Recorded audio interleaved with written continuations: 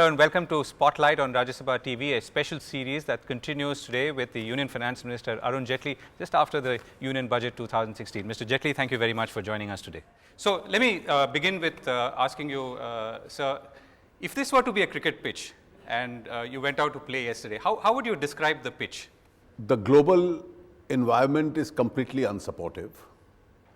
It's unsupportive for the reasons that the global economy has shrunk, the trade has shrunk, and therefore the headwinds are totally against us. And all that impacts on your it impacts on prices, it impacts on commodities, it's impacted on oil. It's changed the fundamental way the world thinks. Who would have imagined 2 years ago that the world would start arguing that you need higher oil prices in order to grow? Now, these are impossible areas that we've gone into. Our exports have shrunk, markets have become volatile,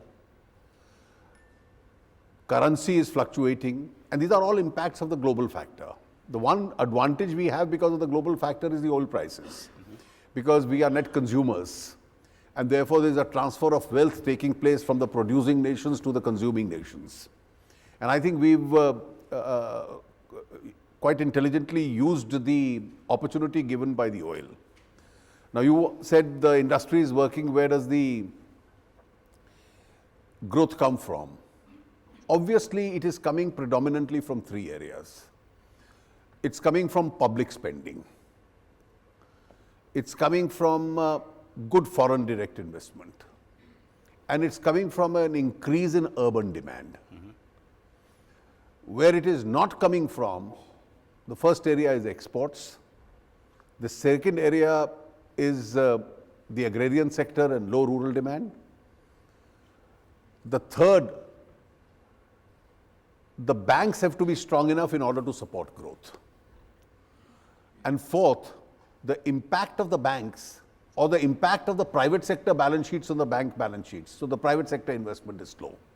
Therefore, these are the 3 or 4 challenging areas which we had to address. And as I said, globally the playing conditions were not very good. And the challenge is therefore to build firewalls around your own system that you can respond to the global situation. Let me ask another somewhat cricketing analogy question. Were you batting on the front foot or on the back foot? Well, I think you have to bat with a straight bat, irrespective of the foot. Because you have to bat with a straight bat for the reason you had to choose your priority areas. There's no point claiming that you can do extremely well when otherwise the playing conditions are hostile. And therefore, you had to address the rural sector, the social sector, the infrastructure, partly banking. These are the sectors which needed attention. And therefore, I think this was extremely critical. Was there a change in strategy? You know, I mean, as you went into the match, assuming, let's say, the match started a while ago, was there a change in either batting strategy, fielding, bowling? Because you see, I'll tell you, I think the most comfortable job in this country is that of a commentator. You can always write a column or come on your program and then argue the government must spend more, but the government must maintain the fiscal discipline. The government must spend more, but the government must not raise taxes. Now, these kind of contradictions can only appear in columns. They can't come in the actual budget. So, in the real world, there are a lot of real things that you have to do. Now, we have as I said, that we have no easy day. And therefore, the challenge really is to address which are the priority sectors without being unnecessarily harsh as far as the citizen is concerned or the taxpayer is concerned, as also maintaining a certain amount of fiscal discipline. And one reason while spending more we had to maintain fiscal discipline was that you can't claim to be the fastest growing large economy in the world. You can't simultaneously say that the oil price situation is favoring us and yet then turn around and say the situation is so terrible that I can't stick to my targets. Now, given therefore the fact that you are growing at 7.5%, given the fact that you've benefited from the oil prices and you have a certain amount of flexibility, notwithstanding the global slowdown and some agricultural, the monsoon adversity, I think it was extremely challenging, and you can't do it 2 years in a row. Right. Whether it was eventually 3.5 or a 0.1 here or there, eventually may not matter, but you had to make an all-out effort to stick to fiscal discipline. Right. So can I quickly ask you a couple of questions around the rural agricultural push? Now, one of the questions is that it's obviously great. I mean, I don't think anyone denies that, including perhaps your critics. But the question is, how is this forming part of a longer term strategy, and how could it potentially play out? I'll tell you why it will become, for the reason our services and is are it doing to the well. detriment of Our other services classes? are doing well. Given the global situation, manufacturing is slightly picking up in some areas. You can give them some taxation protection. You can add to infrastructure, which we have tried to. But then the bulk of your resources have to go to a sector which is the most stressed. And the priority was not just squandering the money or distributing the money. The real object was, can we use it for asset creation in the rural areas, something which has not happened. So the 9,000 crores a year of the UPA on rural roads becomes 27,000 crores. It's a 300%. It increases 3 times. So you concentrate on roads. You concentrate on, let us say, sanitation. You concentrate on making sure that electricity reaches every village. You concentrate on irrigation. Then you up the credit facilities available to them. So from water to roads to electrification to other social sector schemes, Manrega, there is no point following the UPA system of accounting that you get a clap when you sanction large amounts and end up spending a fraction of it. Almost all the 10 years of UPA, the revised estimates in the budget for developmental planning were much lower than the budgeted expenditure. Last year, it's not merely that we met the fiscal deficit, it was the quality of the fiscal deficit. We spent more than the budgeted figure and yet maintained the fiscal deficit, because by spending more, you can also get growth. So I think in the rural areas, our concentration now is asset creation.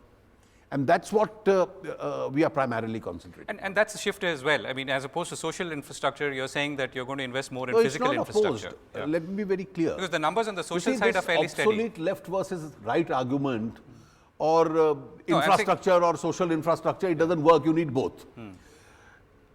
After all, if I concentrate on rural areas, because that's where the demand will come from. You see, if you concentrate on the eastern part of India, that's where the GDP has a greater potential to rise. Similarly, on the social sector, we've come out with concrete schemes. You'll have 1/3 of India's population actually carrying a medical card saying I'm entitled to a free hospital facility in any hospital which is notified. You will have senior citizens having a 30,000, and we found an innovative way. I think it should be commended by one and all how this 30,000 crores has come. Last year, along with the finance bill, I passed a law transferring to the Consolidated Fund of India all unclaimed monies. So this entire comes on the interest of that unclaimed monies, this 30,000 for senior citizens in the BPL category.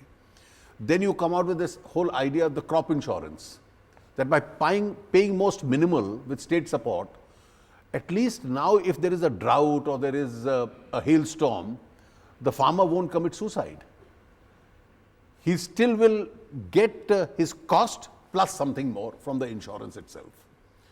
And this whole idea of getting the benefit that we've had from rationalizing the LPG subsidy and by the Give It Up campaign, transferring that resource to the 5 crore BPL families of the country. After all, you move up their status. Therefore, this was extremely important. Then equally important was the fact that you concentrate on infrastructure. So between rural roads, highways and railways, you sanction a large money, you concentrate on more regional airports. Regional connectivity is important, more ports because trade is eventually bound to grow. And then finally you have, there are a series of large reform steps. The new Aadhaar legislation I hope to see it through this session, is a very important piece of law which can rationalize subsidies. Now, Aadhaar would be the whole dispute about privacy, etc., is set aside. It's an identification that nobody claims the amount twice over, or an undeserving man doesn't get it. So, we've actually linked it up with that process. This whole reform in the state transport. You can't have a country which is 1/6 the world's population and city after city has no transport network. And therefore, to allow private sector to put in buses to do away with this quota permit raj that goes on in the states, I think was equally important. And so are a large number of steps that we've announced in the budget. Right. So one of the challenges could be that I think you've made the announcements. The challenges both on the rural as well as on the non-rural side would be execution. I mean, whether it's to ensure that all this money that's been put aside for roads and railways. I think the last year's track record is a very good one. Therefore, you see, at the end of the year, normally finance ministers hope that there are some unspent balances, which means monies are not spent. And unspent balances help you to correct the fiscal imbalance. But last year, in scheme after scheme, we ended up spending more than what we had sanctioned. Okay. So let me also touch upon taxation, and then I'm going to come to our audience here. A broad sense, Minister, what's the philosophy here again? I mean, you see, what were you? I'll tell you that somebody has to realize, you see, in the three budgets, if there is a common string, the small taxpayer will continue to get a lot of substantive and procedural relief. He gets relief. I had increased the exemption in the first one. I increased the house allowance. I increased the ATC, the investment allowances that they got. Last year, I increased the transport allowance. This year, the tenants can get exempted. So, small reliefs you keep giving them so that their spend capacity increases. I think a big relief to this segment, both substantive in terms of quantum of tax payable as also procedure, is a shift for the small, just as the employee taxpayer has no problem, it's a simple return. I think small businesses with a turnover of 2 crores or below, that's all traders, shopkeepers, workshop owners, professionals with an income of 50 lakhs or below, shifting them over to presumptive income and presumptive taxation. I think this is a very important direct tax reform. So you don't have to maintain books. If you are a professional or a businessman, the professional is presumed to have an income of 50% because he has limited overheads. The business entities will have a presumptive income of 8%. Virtually, it's a half a sheet return that they have to file if they choose to exercise this option. Simplicity is and you are going to have lakhs and lakhs of taxpayers who are going to move into this category. So you trust your taxpayer and you allow him to file. This can also increase the base because the harassment aspect goes away. Then my second effort was, as a part of trusting the taxpayer, last year we said anybody with monies abroad, I give you a window of opportunity, come and comply, pay it with penalty and sleep well. I have opened a window. Now this is different from the 97 window. In 1997, it was just the tax. This is tax plus 50%. So it's not a amnesty scheme. You don't have a 50% penalty in an amnesty scheme. The 97 scheme, you could declare something at value you bought 20 years ago. So people for minuscule tax converted their incomes. Here, this year, you will have to pay on current values. So there are no fraud that anybody can exercise. It's a tough scheme. So people who now want to declare income which has escaped assessment have an opportunity. People with dispute spending pay the principal and interest at the appellate stage and get away with it.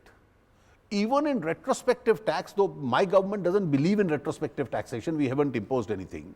But because it's a legacy issue of the past, I have said, all right, I take one more step to resolve those few pending cases. Now, most of them have been resolved, only a few are pending. Just pay the principal and be done with. So the law itself is now going to permit that. In the indirect side, practitioners on the indirect taxation will tell you the kind of simplification that we've made in this year's detailed budget announcement. On the corporate side, I of course want corporates to have surplus money because corporate India is slow in investing at the moment. And therefore, I wanted them to invest more. So I had last year announced we'll phase out the exemptions. So the first phase of I can't phase them out retrospectively. So if there is a sunset clause next year, this year I get nothing out of the exemption. The first batch gets phased out or reduced next year. So I'll start saving some money. But to show my bona fides that if you set up a new manufacturing unit today and you're a company, you can straight away start with a 25% tax if you are not claiming any exemptions. Small SMEs with companies with 5 crore turnover or below, I've reduced it by 1% so that the journey to 25% remains. So no exemptions, pay your simple taxes. So simplify the taxation, resolve the past pending disputes, and give an opportunity to taxpayers to come out clean. I think this seems to be the broad object. This is the broad. Okay, great. So let's get some questions before I come back, and there are lots of them. Yes, can I start with you? Good afternoon, Finance Minister. Congratulate you on a budget which has not been seen in the past, focusing on rural sector. But I have a question. I am Sunil Jain from Hero Group, and I'm talking from infrastructure sector. You just now mentioned you've given a relief that new businesses start and they can pay 25% tax.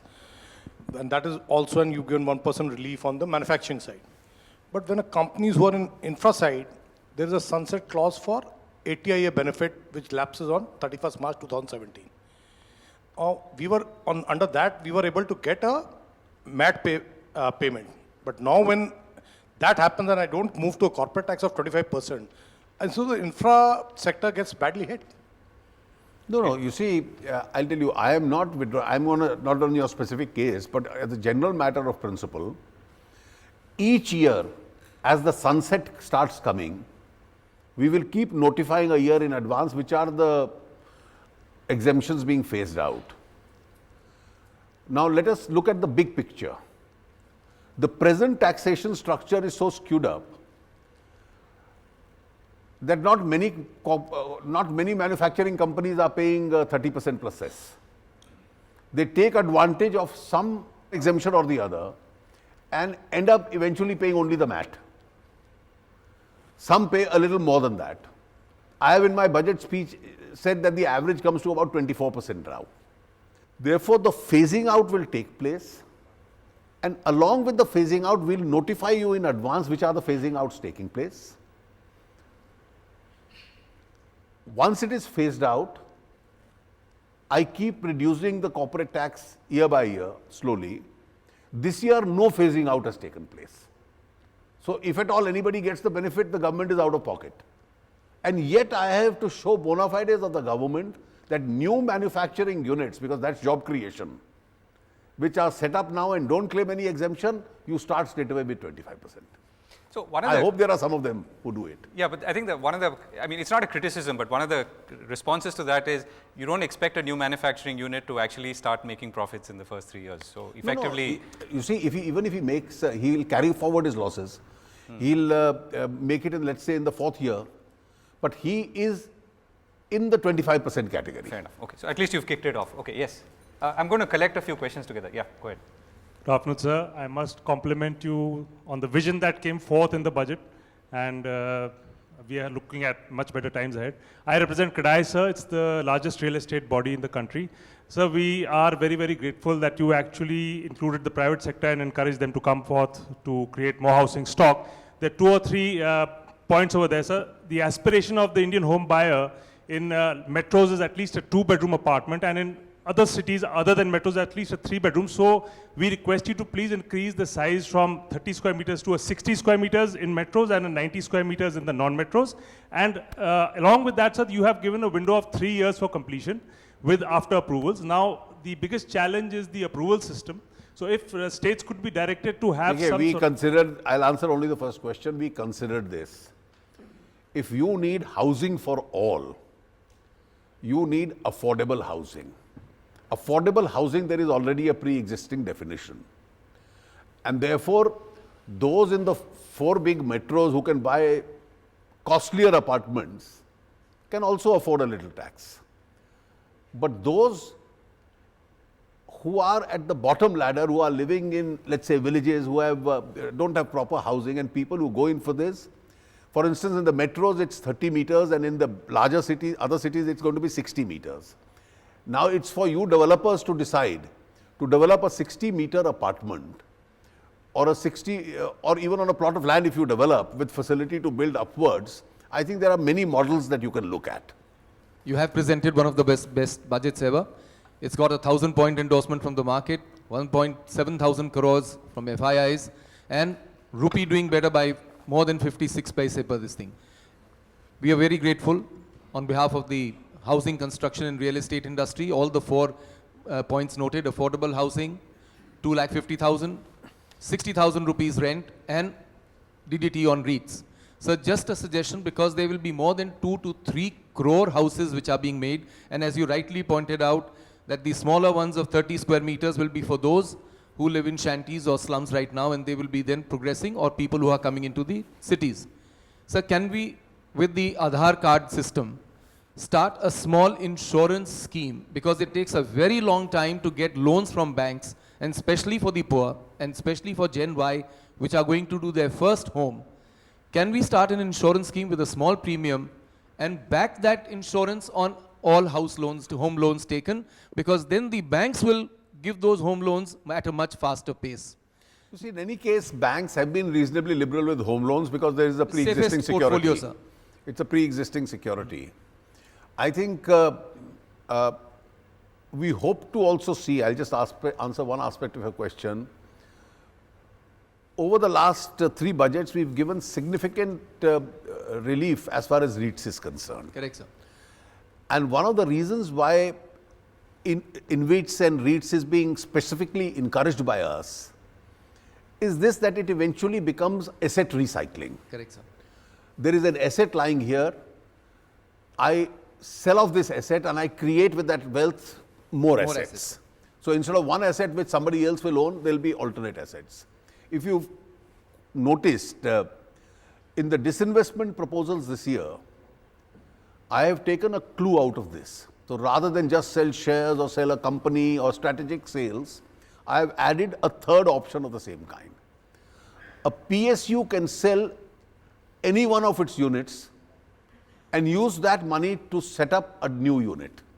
So if, let's say, a power company has 20 power plants, it can sell off 2 of them, which private sector will run, and utilize that resource to create 2 more power plants. So the country eventually will end up having 4. That's the asset recycling that I have suggested as a part of the disinvestment proposals this time. So the second suggestion is that if the EPF corpus could be used to set up an EPF AMC, as was done for UTI, and maybe that would pay for the government revenues and also for the interest. Mentioned EPF, let me clarify what our intention really was under the alternate reform that we've made. In the first budget, one of our focus was financial inclusion. Almost 21 crore new people got added to the banks. Then through DBT, we put monies in their accounts. Last year, one of the social sector objectives was make India into an insured and a pensioned society. That's a part of social security. As countries evolve from developing into developed societies, world over they have a social security. And therefore, how do private sector employees survive? As far as government employees are concerned, there is no problem issue. As far as workmen below 15,000 are concerned, status quo remains. There are 3.7 crore, that is 3 crore 70 lakh members in the EPFO.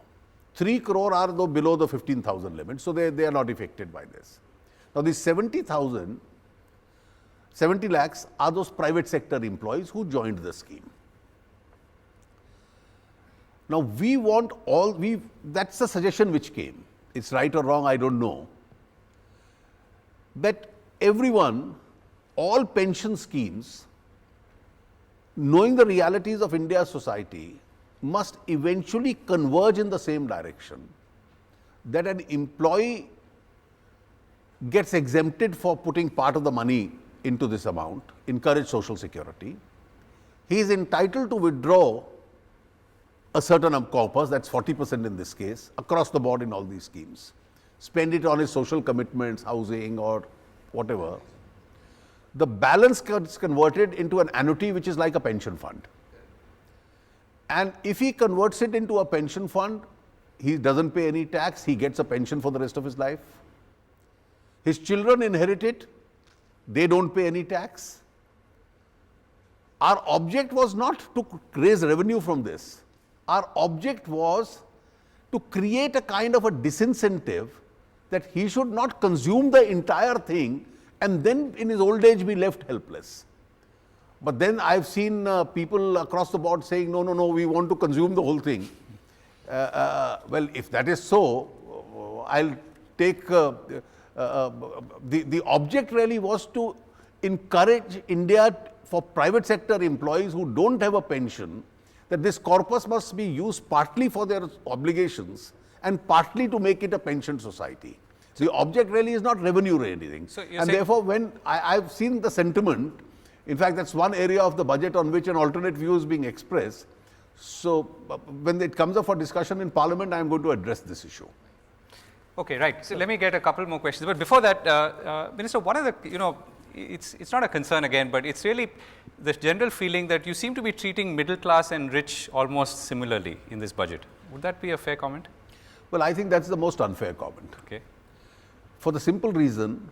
And if I just were to add all the cesses and the taxes. I'll just tell you.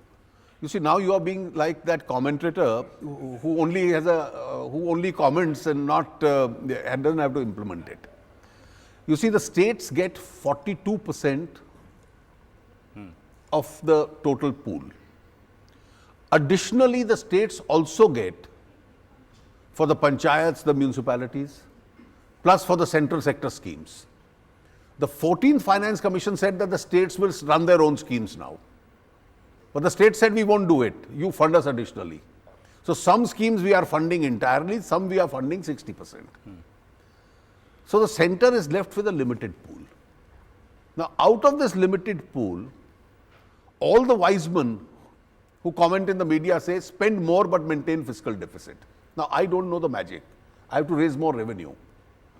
And that revenue must come, and how much is the new revenue that I raise from all these? The total net additional revenue I got in a budget of almost 20 lakh crores is less than 1%, 19,000 crores. And therefore, which are the segments which I targeted for collecting this? Environmentally hazardous products, largest came from coal. Second, health related products, and thirdly, the rich must pay a little more. Now, if you look at this less than 1% additional revenue, bulk of it came from these three segments. So there was a logical rationale to the areas that we wanted to tackle. On the contrary, what the smaller taxpayer or the middle class taxpayer pays, if you count the advantage he is going to get because of presumptive taxation, and all these new kind of deductions that we give him, he stands to gain immensely. Okay, we'll come back on that. Yes, very quickly, please. Yeah, go ahead. So, good afternoon, sir. My name is Arun Khanna, and I represent the healthcare sector. I'm the chairman of Advomed and managing director, BD. So, I think it was indeed a great pleasure to hear you yesterday talk about healthcare sector. So, two big things that you did. One is the healthcare sector. The first thing that you did was kind of move towards universal healthcare. So the insurance of 100,000 and 130,000 for above a certain age, I think is a very, very welcome step. So thank you so much for that. The other piece that was very encouraging is that you spoke about a disease vertical, which is dialysis and the renal disease that you spoke about. I haven't heard too many finance ministers on a budget day actually speak about a disease vertical. But there's a little dichotomy that probably I noticed. On January 19th, the government actually increased the medical device custom duty by about 7.5%. So the effective increase was 7.5%. So on one side, you become the payer by insuring people. On the other side, in an industry which is importing currently 70 to 75% for various reasons, Let me remove this confusion. You see, as far as medicines are concerned, and even devices are concerned, there's a point of time when India didn't manufacture them adequate enough. And therefore, you had to import a lot of them. Because you wanted healthcare cheaper, you had granted exemptions. Once in those corresponding areas, the domestic industry has come up, then my priority is Make in India. I am not apologetic about it. Then those similar replacement Indian medicines or devices must sell in the Indian market. I am not going to finish Indian industry by saying let the competitive products come up and destroy them. And therefore, as the line ministries, in this case the health ministry, they advise us that as and when domestic products had started, now you can do away with the exemptions. We consult the relevant people, and after that, the revenue is not an expert on that area. The line ministries advise us. So you remove the exemptions. So they must, for foreign products, they must pay duties. In the process, there were 3 products on which I think the assessment was not very accurate. So the moment it came up, we revisited that decision and continued the exemption because an identical product was not available in India. So we continued it. When this debate went on, the most vocal comments came from those who had interest in companies that they had set up outside India and so were bringing the products into India. But then if somebody has to fault me for protecting the Make in India once the production has started, I am willing to be blamed for that. Okay, I'm going to collect 3 or 4 questions together, yeah, so that, because the minister is completely running out of time. Yeah, go ahead. Yeah. My question was related to the retirement solutions that you touched upon. Sir, given the fact that, India and the youth and the salaried people continue to underinvest in the retirement products, it's a great step to try and bring attention to the products. But my request and question was that, you touched upon 2 products, which was NPS and EPF. There are 2 other categories from a consumer's perspective, which is insurance products and the mutual fund products, which are focused on retirement. So what about bringing all of them at the same pedestal and offering... I think, without going into these details, I think you have a valid point. At the end of the day, giving equal treatment to these products with an overweighing object, that even when people are reluctant, you have to slowly keep nudging in the direction of more insurances, life, healthcare, various things, and certainly towards the pensioned, the funds. The world is moving towards the done. I've seen some of the trade unions have said that we don't want this. I would actually would love to discuss with them that providing for a pensioned working force is a better provision of providing for an unsecure pension working force. It's a question which the unions will also have to introspect. Our intention really was completely bona fide, which is that what you have saved through the rest of your life and earned interest on, as you retire, spend a part of it. You may have to build a house and other obligations, but keep something for your pension. So we want to, what you keep for your pension, we want to incentivize that. Okay, yeah, go ahead. This is a related question if I... in your budget, you've talked about setting up a committee to revisit the FRBM Act. Will it also be looking at the targets for 2016-17? Not necessarily. I'll tell you not necessarily, because I think, as I indicated, credibility is important. And therefore, when I discussed it this year, and I'm so glad that this debate took place before the budget, because this was a real issue India was discussing. Should you maintain a tight fiscal discipline or should you abandon that and go in for spending more this year? You had all kinds of views. And I discussed with people with wide experience, people who've been in government earlier as great financial advisors to the government and various governments. And some of the very eminent people amongst them said, stick to the fiscal discipline, but should that discipline for the future be a one figure or could it be a narrow range? Could it be 3.5 or could it be 3.4 to 3.6? That kind of a range. And therefore, for the future, is a range-bound approach better than a fixed figure approach? That's the limited question we are looking at. I'll wait for experts to give us suggestions on this. Speaking of which, we've got two journalists I want to give. Yeah, go ahead. We focus on chronic disease in India, which is a major factor for lost productivity and lower than potential economic growth. And we really appreciate the public-private partnership model that you have on dialysis. The question is are there any plans to invest more broadly in the prevention and management of chronic diseases in the future? Well, I think as far as healthcare is concerned, I wish we could spend more, but we've taken a big leap this time in terms of universal health insurance and so on. Private sector is also moving quite rapidly in this area. And I think it's for the line ministries from the grants that they now get from us to really decide what is the other areas that they'd like to move forward on. Now, this is one area I typically chose and I'll give you the reason. Last year, I had an opportunity, that's in 2014, to present the local budget for Delhi, because Delhi was under governor's rule or president's rule at that time. And one of the problems that we came across was that in hospitals, people are going 24 hours a day, you get appointments at 3 a.m. in the morning for dialysis. So I said on state support, there will be a center in each one of the 70 assembly constituencies of Delhi. And that got a very good response. I'm told those centers are now So actually, you've answered a question because many people are wondering what inspired you to focus on that one. No, that was the success of Delhi.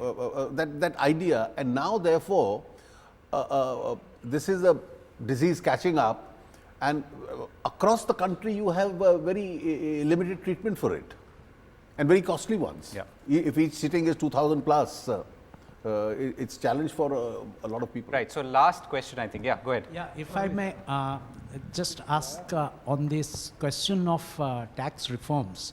So given the howl of protest that you have seen on taxing a little bit part of EPF, Provident Fund. despite the objective being what you have already explained, are we to assume that DTC, which was meant to get rid of all the maze of concessions and shops that you have had, provide a simple, transparent tax system, we are condemned to have it in perpetuity, and that kind of tax reforms may not be possible.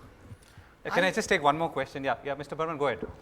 My name is Anand Burman. I am from a Sunrise renewable energy sector.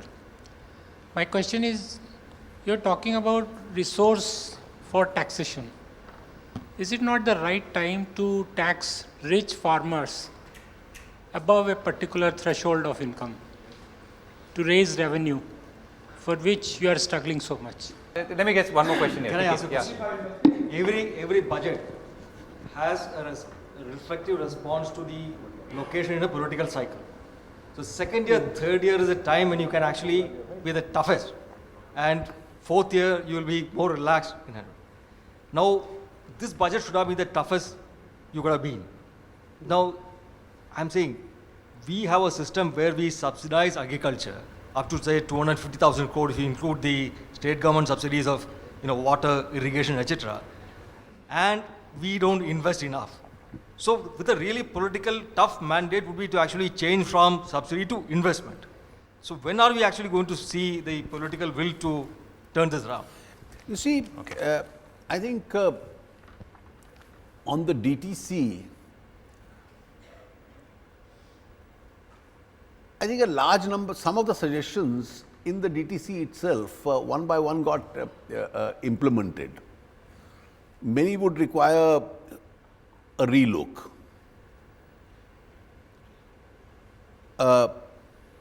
And therefore, I think I am reasonably satisfied with the way the tax simplification is now taking place.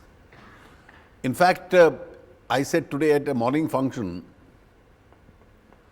that 99% of the taxpayers, their return is accepted now as it is. It's an online return, you get your response online, you get your response online. There is no harassment. Both these questions on agriculture, I think we should not be unmindful of the extent of the distress in the agriculture. And therefore, both politically and even in economic terms, I don't think it's really a very fruitful venture. Along with the Punjab Chief Minister, I visited a model school institution in Punjab about a couple of months ago. And these were very bright children from rural areas for whom a model school had been set up.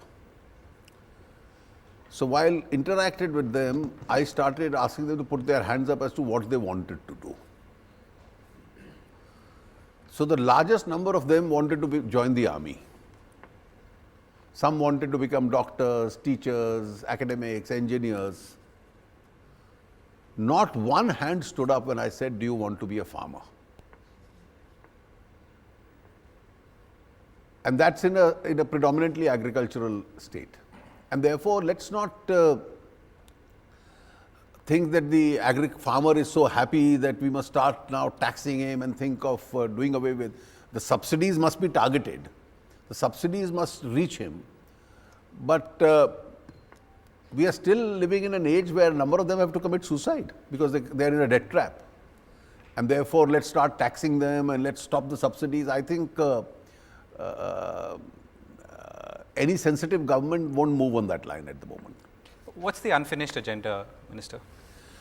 I think the unfinished agenda is that in an adverse global situation, you must maintain your growth rates. India has a huge potential.